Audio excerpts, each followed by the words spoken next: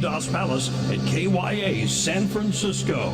It's the Eggs, Bacon, and Joey Morning Show. Yeah, good morning, everybody. Eggs, Bacon, and Joey. I want to thank you all for joining us. I got my friend here, John Tyler from the California Highway Patrol. And John, we talked about it the interview that we had last was during Halloween time. And my chair was a little bit higher than yours, so I think we've equaled it out right now. Well, we just want to make sure that everybody knows that I'm not that short.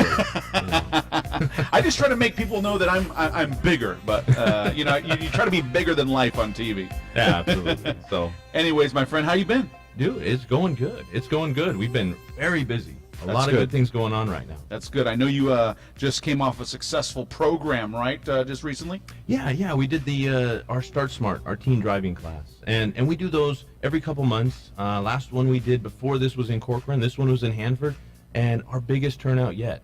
We had 75 folks bring their kids, parents, and teens to go to this class and really talk about not the laws of the land, not sitting there talking about stop signs, red light. It's more of why do teenagers get killed in crashes, and what can we do to change that? And you think about driver's ed and what hasn't changed in 80 years. You take a test, you go to the DMV, get your license, but yet each year teenagers are involved in these horrible accidents. And so, informing the parents of their role and how much they're the primary driving instructor. And so, informing the kids, hey, your parent is a great mentor. They know a lot about driving, and you will too. You just got to trust them. And so we start those conversations with that class to make sure these kids start off on the right foot. Well, and I like that it's a conversation, like you mentioned. I mean, sometimes when you go over the laws and you go over everything that needs to be said as far as what's in the handbook, you kind of lose the attention of the teenager. Yes. But if you can talk to them on a conversation level, and explain to them why this has happened, or why we continue to see, like you said, teenage deaths in car accidents, and how we can prevent that. I think that's an important part of this program, and I think it's great because I have a daughter. I mean, she's 10 years old right now.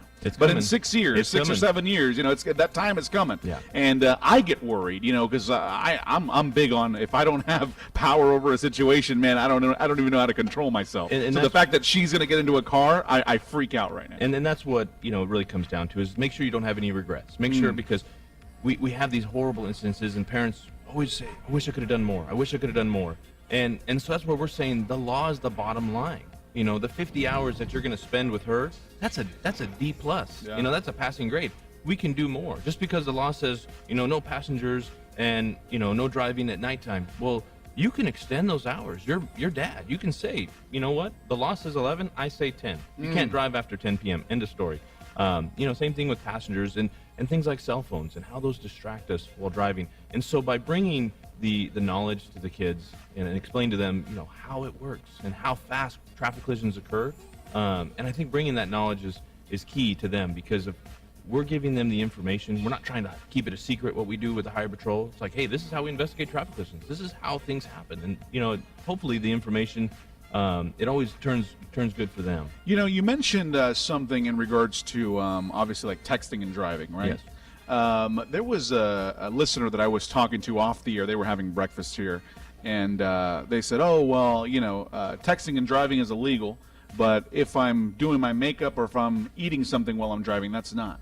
No, that's actually incorrect. Incorrect. So if you're driving at any speed, that is unsafe for conditions, you're in violation of 22350 of the vehicle code, 22350. And what that clearly states is that if you're driving at a speed that's unsafe for conditions, meaning, you have a newspaper and you're looking at the newspaper and you're not looking at the windshield of the car, what's the safe speed? 0.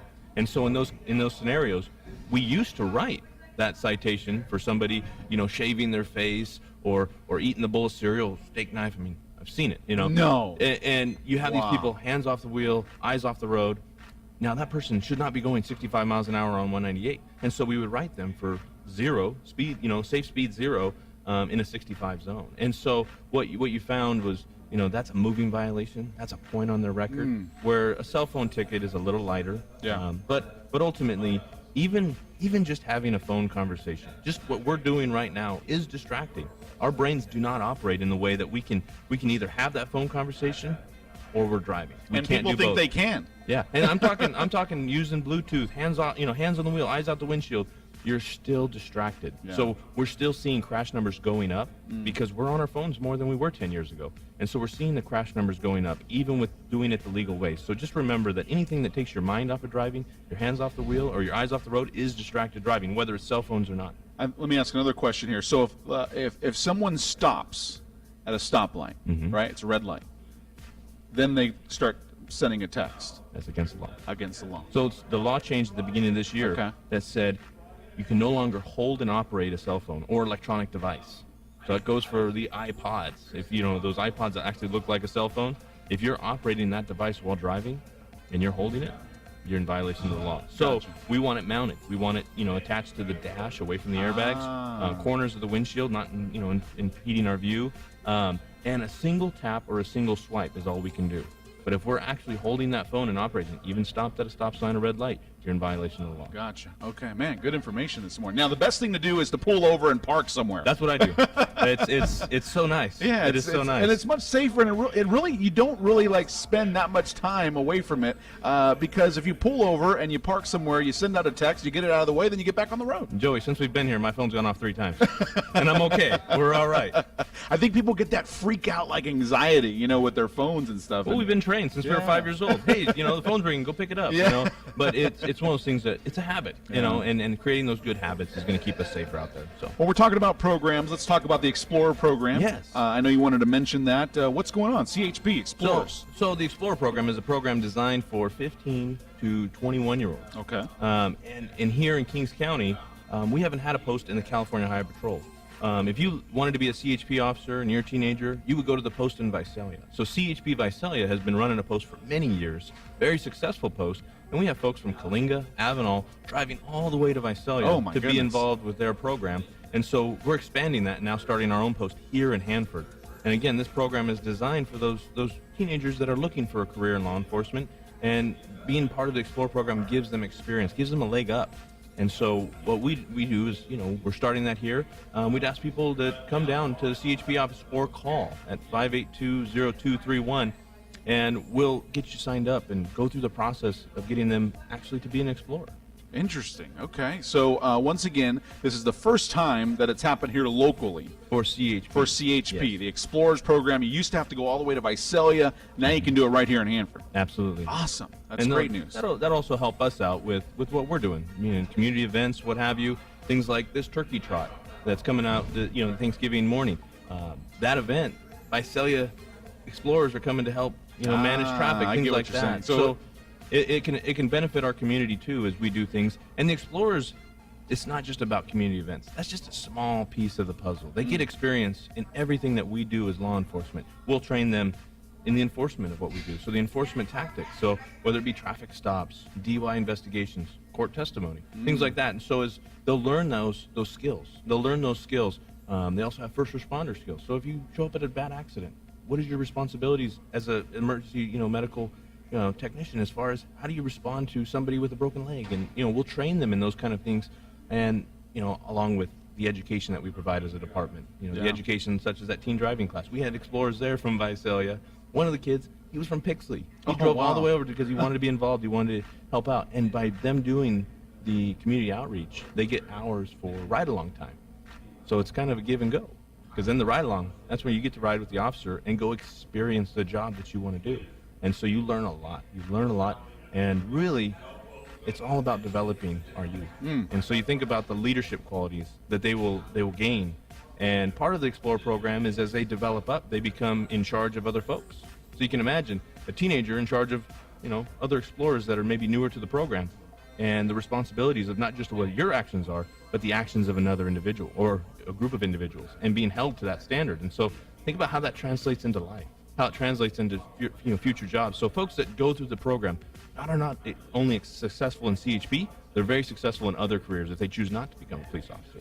Oh, man. Just this is cool stuff. I think that'd be awesome for anybody that's out there that has someone that's interested in being a part of the Explorer program. What are the age group again? 15 to 21. Correct. And no felony convictions, Gotcha. no felony arrests, no drug, no alcohol use. And they have to be in good standing, not just at home, school, and if they have a job, You know, we have to monitor their GPA, things like that. It's basically an extension of similar to like a Boy Scouts program.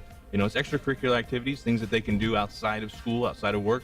But ultimately, we don't want it to be a burden on their life. If they're struggling in school, we make sure that they're focusing on what's more important at that moment. Great program. Very great program. Great things that you guys are doing out there at the CHP. But you saw the rain come down today. Yeah. We saw the roads are getting a little, a couple accidents out there. Slippery, a couple accidents. What do drivers need to know most importantly about this rain? Well, most of our accidents are caused by speed. Simple physics. As we're out there, we're traveling. The car, has to have traction to slow down. So with the wet roads, we just need to slow down, increase those following distances, limit those distractions inside the car, and also remember the laws. Anytime that it's raining, your wipers are on, your headlights have to be on. So slow down, check your wipers, turn your headlights on, and get there. Leave a little early. Give yourself a little bit more time. And those are just simple things to live by.